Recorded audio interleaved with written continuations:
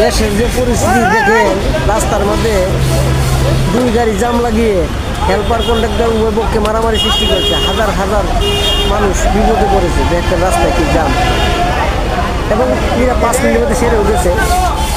দেশের যে পরিস্থিতি, আমাদের মতো সাধারণ পাবলিক কীভাবে বসবাস করে।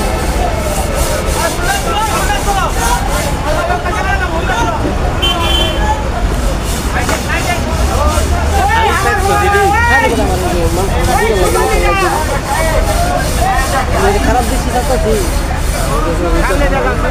ওইটা আছে। আমি নতুন